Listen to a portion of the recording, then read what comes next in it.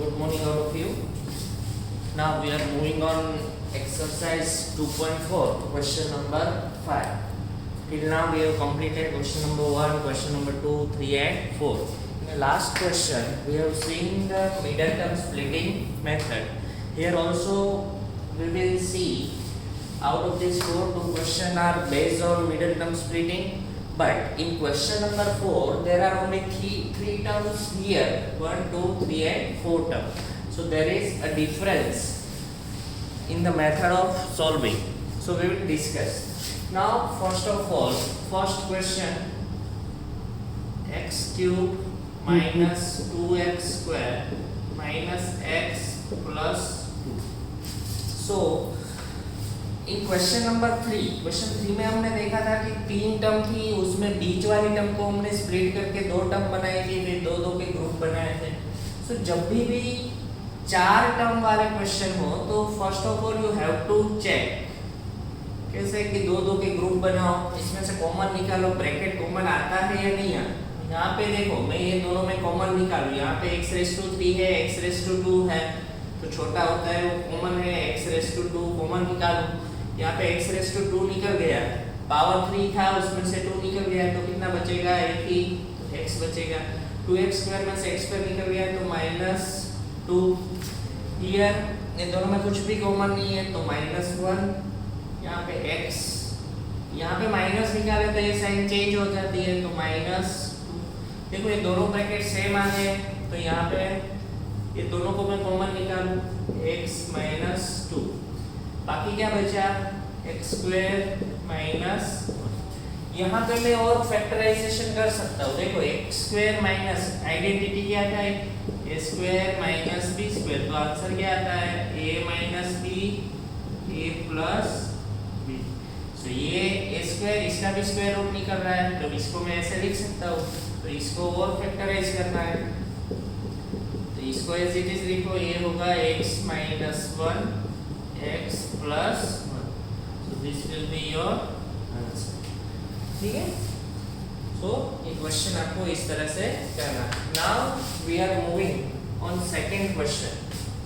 So second question is x³ minus 3x square minus x square. ठीक है. तो एक क्वेश्चन देखो दोस्तों, यहाँ पे ध्यान रखना है क्वेश्चन में खास आपको और कंसंट्रेट करना है, थोड़ा हार्ड है. अब इस दोनों में से मैं कॉमन निकालूंगा तो x² निकलेगा, बाकी बचेगा x - 3. यहाँ पे मैं कुछ कॉमन नहीं निकल रहा है तो 1 कॉमन नहीं निकल रहा है तो यहाँ पे बचेगा ये.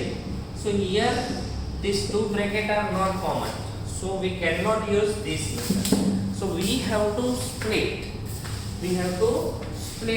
सो कैसे करना है, तो जब भी ऐसे क्वेश्चन आए कि 4 टर्म हो, कॉमन निकालने से ना हो, तो आपको जो अभी हम मेथड कर रहे हैं वो मेथड. अब इसमें 2 तरह से होता है क्वेश्चन सॉल्व.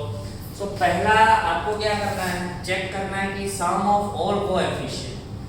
मैं चेक करूं सम ऑफ ऑल कोएफिशिएंट,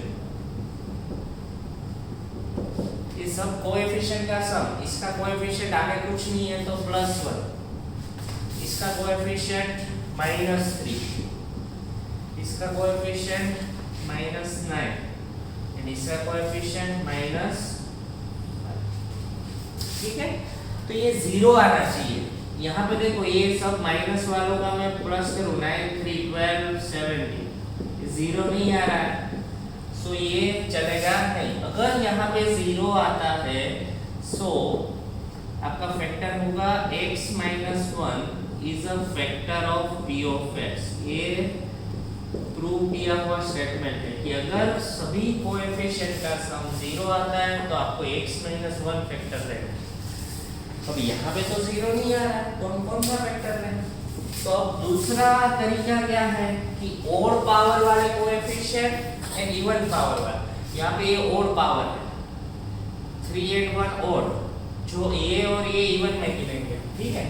सो हम लिखे कि सम ऑफ कोएफिशिएंट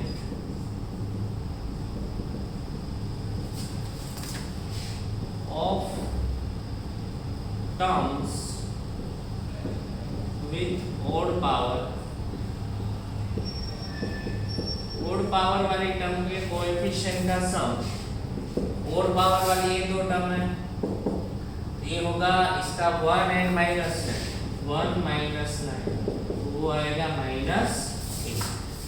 चलो इवन पावर वाली टर्म का सम ऑफ कोएफिशिएंट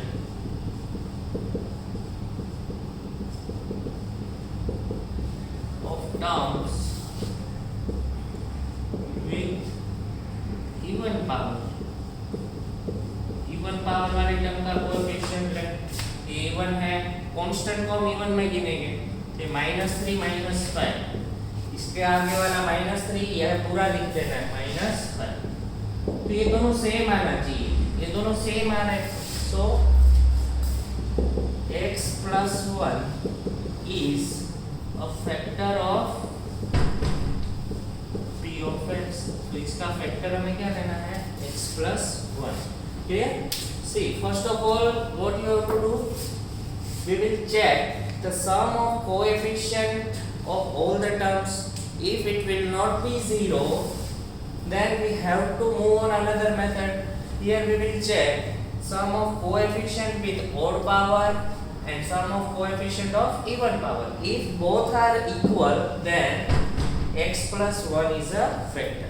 अगर ये सबका प्लस 0 आता तो x माइनस 1 फैक्टर लेना है, अगर सबका प्लस 0 नहीं आता है तो ये ओड पावर और इवन पावर वाली का सेपरेट आपको सम करना है। ये दोनों का सम 1 -9 -8 -3 -5 -8। अगर ये सेम आ रहा है तो x plus 1 लेंगे, ठीक है। तो यहाँ पे x plus 1 आ गया, इतना लिखो और remember x plus 1 is a factor. अब इसको बाद हम यहाँ से सोल्व करेंगे, तो मैं पहले रब कर दूंगा क्योंकि इतने में हमारा सम आएगा नहीं। सो अब सोल्व कैसे करना है, x plus 1 फैक्टर है वो याद रखना। चलो नाउ इसको फैक्टराइजेशन करना है, p of x is equal to x cube minus 3x square minus 9x minus 5। अब यहाँ पे ध्यान से आपको देखना है, ठीक है। चलो कैसे करना है, पहले एक साथ हम दो स्टेप लिखेंगे। पहला एज इट इज नीचे लिखना है x क्यूब, ठीक है। सबसे इजी तरीका यही है, एक जो पहली टर्म है वो एज इट इज नीचे लिखो, एक पावर कम करके नीचे लिखो। 3 था तो यहाँ पे 2 लिखा, अगर यहाँ पे 4 होता तो यहाँ पे 3 आता। अब फैक्टर कौन सा है, x plus 1, इसको हम यहाँ पे लिखेंगे x plus 1, ठीक है। देखो वापस पहला स्टेप, पहले क्वेश्चन लिखो, x क्यूब को एज इट इज लिखना है, एक पावर कम करके यहाँ पे लिखना है। अब आपका फैक्टर x plus 1 है। अब देखो इसका और इसका मल्टीप्लाई है, x स्क्वायर और x दोनों का मल्टीप्लाई इधर है ही, तो इसका मल्टीप्लाई इसके साथ करना है, सेकंड टर्म के साथ। x स्क्वायर इनटू 1 प्लस है दोनों, तो यहाँ पे क्या आएगा x स्क्वायर, ठीक है। क्या करना है, इसका मल्टीप्लाई इसके साथ और ऊपर लिखेंगे। अब ये दोनों को कंपेयर करना है। मुझे यहाँ पे -3 दिया है, तो यहाँ पे +1 है, तो +1 में मैं क्या करूँ कि उसका आंसर -3 हो जाए। तो यहाँ पे +1 है, उसमें से मैं -4 करूँ, तो देखो ये स्प्लिट होके ये हो गया +x square minus 4x square is equal to -3x square, ठीक है। तो ऐसे स्प्लिट किया मैंने, इसको स्प्लिट कैसे किया, -3 को +1 -4। चलो now again we will reduce the power, so 4x square एक पावर कम कर दे तो यहाँ पे क्या आ जाएगा 4x। वापिस जो फैक्टर आया था वो x plus 1, इसका मल्टीप्लाई दूसरे के साथ ही करना है, -4x into 1, तो क्या आएगा plus minus minus 4x into 1 4x।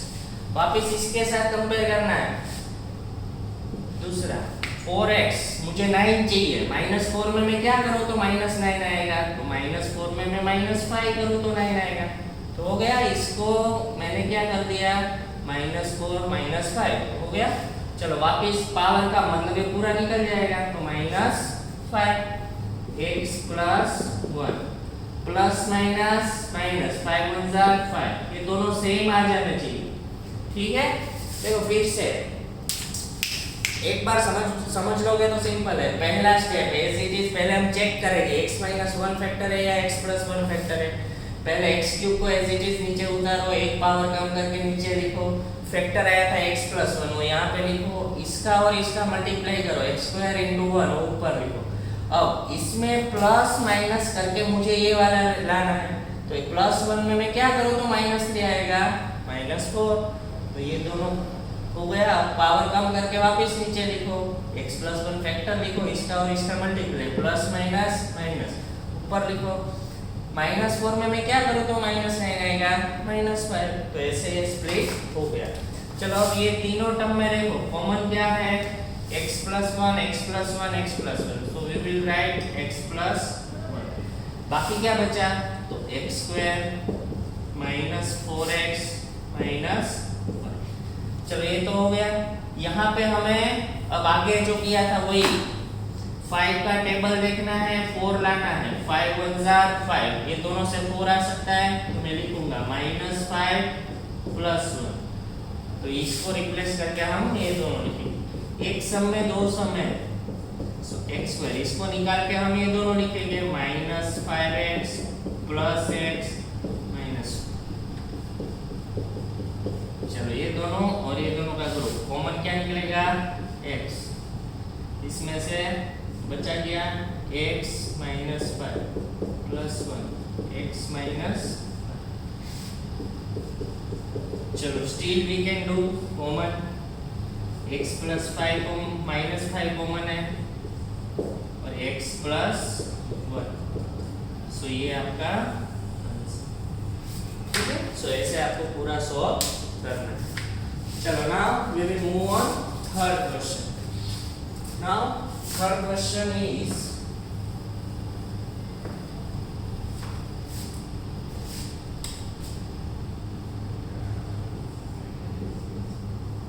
x cube plus 13x square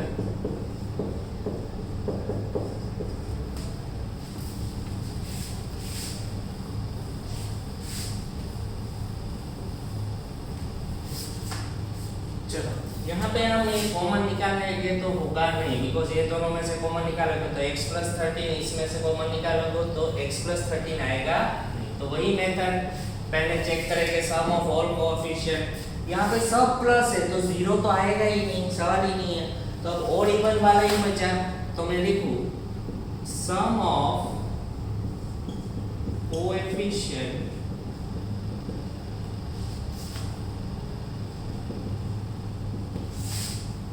of terms with odd power वाली टर्म का कोएफिशिएंट। odd क्या है 3 and 1, तो इसका 1 and 32, 1 plus 32 कितना आएगा 33। sum of coefficient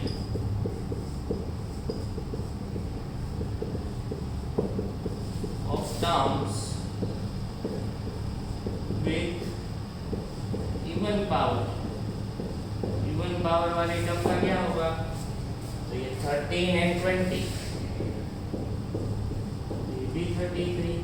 नाउ ये दोनों सेम है, सो x plus 1 is a factor of t of x, इसका फैक्टर क्या होगा x plus 1।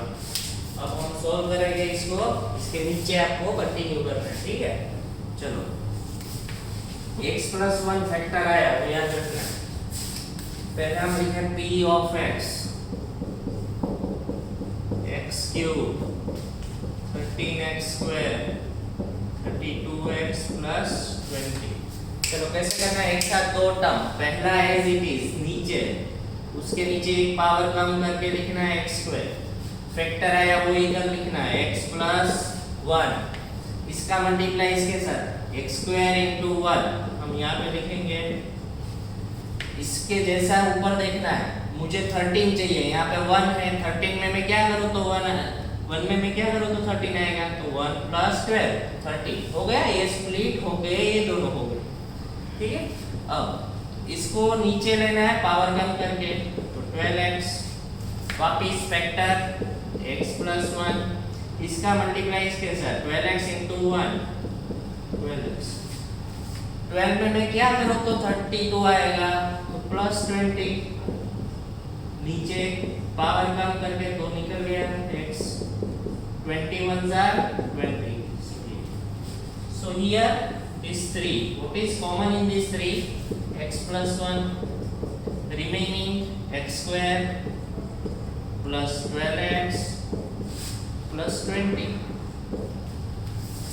Now again इसका फैक्टराइजेशन 20 मुझे 12 लाना है तो 10 2s are 10 और 2 से 12 आ जाएगा 10 plus 2 इसको निकाल के ये दोनों लिखें x plus 1 10x 2x 20 ये दोनों में से कॉमन निकालें x कॉमन बचेगा क्या x plus इसमें से 2 कॉमन x plus 10 ये दोनों में कॉमन x plus 10 इसमें x plus so this is your answer.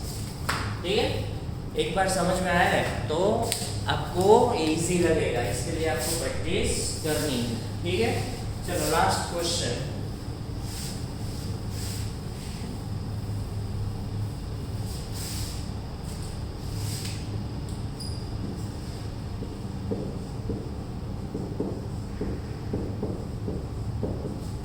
देखो इसमें मैं 2 2 का ग्रुप बनाऊं तो कॉमन निकलेगा y क्यूब और y स्क्वायर इज कॉमन बचेगा क्या 2y प्लस इसमें कुछ कॉमन नहीं है तो 1 माइनस 1 कॉमन निकालो बचेगा क्या 2y प्लस अब ये दोनों ब्रैकेट सेम आ गए तो ब्रैकेट कॉमन निकालो 2y plus 1 y square minus 1 here I can use a square minus b square so